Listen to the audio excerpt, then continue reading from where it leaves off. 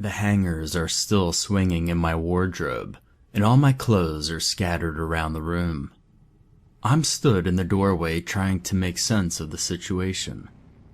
Who the hell has been in here? There's no sign of a forced entry, and the door was locked when I came home. It's exactly how I left it.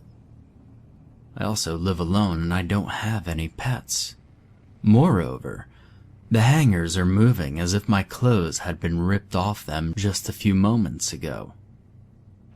I walk into the room, perplexed and annoyed. I search under the bed. Nothing. Inside the wardrobe. Again, nothing. And under my computer desk. There's no one here. I walk to the window and it's closed. I look out and I can see my driveway below, but I can't see anyone there. Whoever this prankster is, they're gone. I don't know how they got out, but they aren't here now. My clothes are back in my wardrobe. I looked through every room, but I didn't find anything, which I guess is good, but I don't know how they got in or out, and that's what's bothering me. That's why I'm lying awake in my bed at 3:05 in the morning, my brain whirring. I don't scare easily. It's more that I'm angry because I have no idea how they got in here, let alone how they thought it would be funny to just throw my clothes around like that.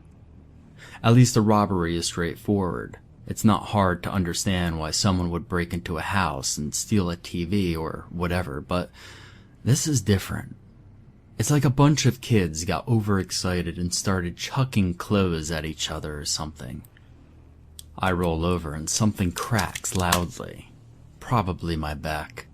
The changing seasons must be affecting me more this year.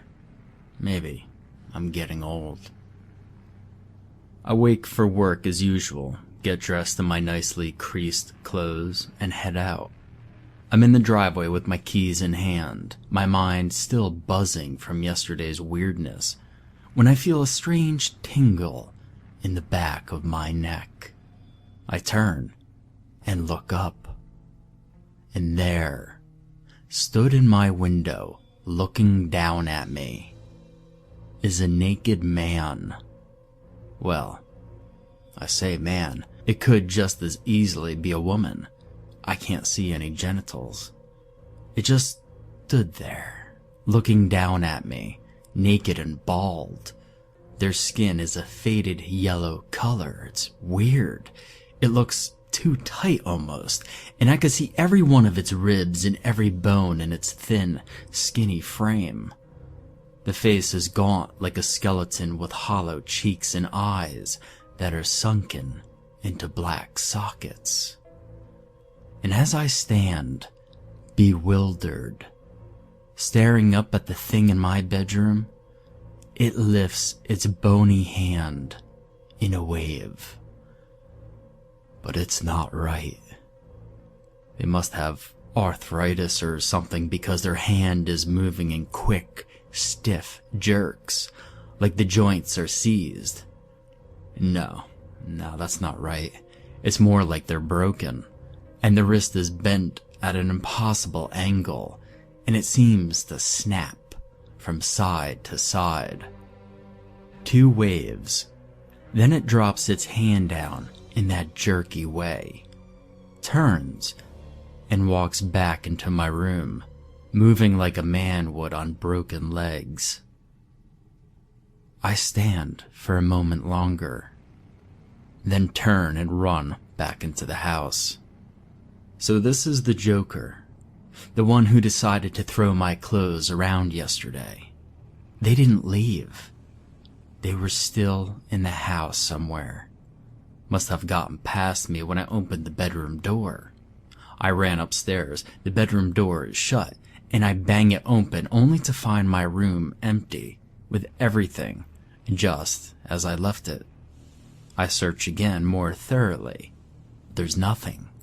Nothing under my bed, my desk, drawers, nothing in my wardrobe. The room is empty. They must be in another room. I look into every room, searching as thoroughly as a police drug dog, every nook and cranny, and still no sign of the intruder. Did they get past me again? Another quick search of my room, and I'm sweating like a pig, and now I'm late for work. They must have just passed me and left. I searched everywhere. No way are they still in my house. The old creep probably escaped from a nursing home, all confused, maybe even with dementia. Could be why they messed around with my clothes like that. Oh, weird old fuck. I run out to my car, panting and stressed. I looked up to my window. No one there. Well, good. Maybe they got the hint that I wasn't messing around. Work is normal. Same old boring crap. And when I get home, all my clothes are undisturbed, still in the wardrobe where they should be. I sleep well. My joints are still cracking whenever I change position, but I sleep sound in the knowledge that the intruder was gone. The mystery of the moving clothes is solved. Well, I still don't know how they got in or out, but whatever. They aren't here now, and that's what matters. The morning starts off the same as before, but no creased clothes this time. I look sharp. I treat myself to a hearty breakfast, then lock up and get in my car. The engine's running, and I'm just about to pull off when I glance up at my bedroom and see it. Stood in my window just like yesterday.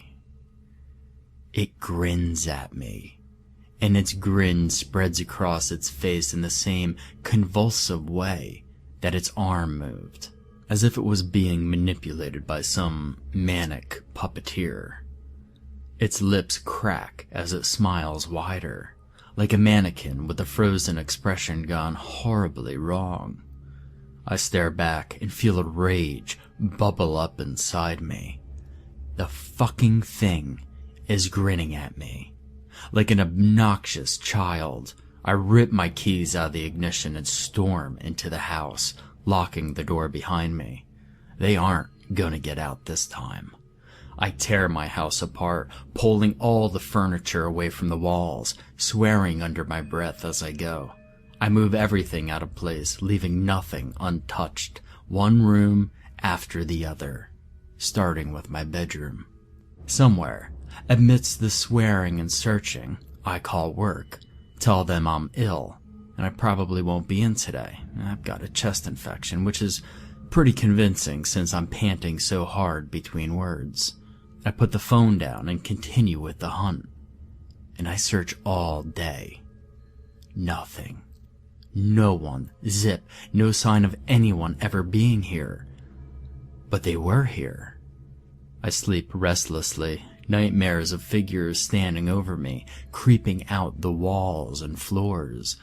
I must have been fidgeting because one of my bones cracks so loudly it wakes me up. It's morning, and I feel awful.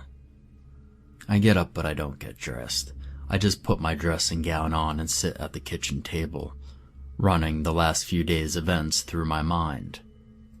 Then a thought occurs to me. I go to the front door and open it, but I don't step through. I pause for a moment, then slam it shut, and that's when I hear movement upstairs. I listen as abrupt, spasmodic footsteps move around my room. But it's just not footsteps.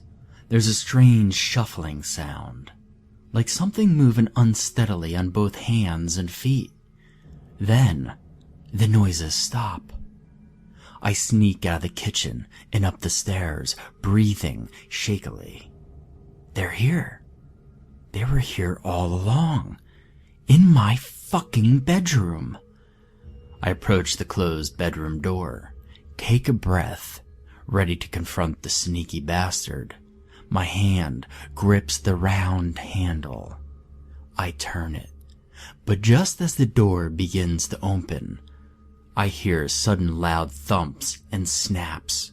Someone running on broken bones, and the door jams, only slightly ajar. I look up, and in the small opening, I see half of a face staring at me. And I was wrong. No human looks like this. Its face is tilted forward into a frown as it regards me. My gaze is stuck, locked onto the eye looking back. The eye is in a large, black socket with a dark red and yellow iris and a tiny black pupil, filled with such intensity and cunning I have never seen before. The eye narrows as if giving acknowledgement of my sneaky trick. I can't move. Then the creature's eye widens, its black mouth opening to an impossible gape as it lets out a scream that deepens to a deafening roar. The door slams shut against me so hard I'm knocked off my feet and down the corridor, and I lay on my back, staring at the door. My breath comes in short, sharp gasps, and I could feel sweat dripping off my body. I lay there for a while before I scrambled to my feet and stumbled downstairs like a drunk. I call the police hurriedly, and then I go outside to wait for them, careful not to go onto my driveway. I don't want to look at that thing ever again. I want it out. The police arrive within minutes. I splutter confusedly at them, holding back tears. My story is incoherent and I'm clearly in shock. But they get the gist. 3 officers search the house, one of them with a dog, while another female officer makes me a cup of tea and takes a statement from me. The tea helps. I tell her everything that's happened, starting with my clothes being moved, ending with my phone call. She nods attentively and takes notes, and I feel much better now that they're here. They know what they're doing. The police search for 2 hours, but find nothing.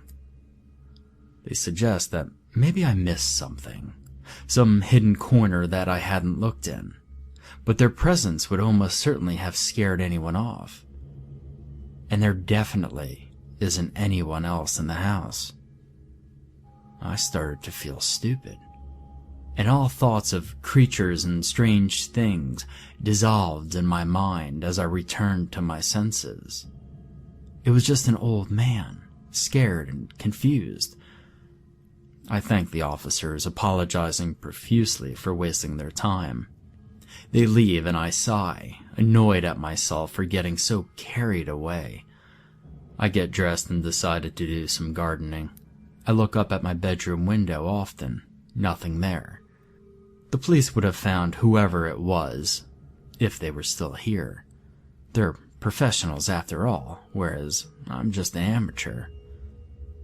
Still, when it comes to going to bed, I find myself doubtful. I tell myself it's just because it's dark and I've had a rough day and that I'm being stupid. There's nothing in my room, but still, a niggling feeling remains, as if I'm not alone.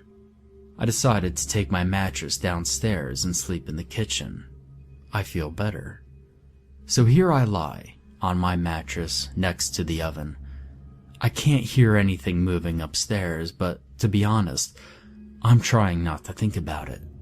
Something about those snapping sounds and the way the footsteps move so spasmodically freaks me out. And that eye, that staring, hateful eye. I don't want to think about that. I fidget, and again, I hear a crack from one of my knees. Or maybe it was my back, but I don't really know. Was my mattress always this uncomfortable? I never noticed before, but it feels like some of the springs are warped.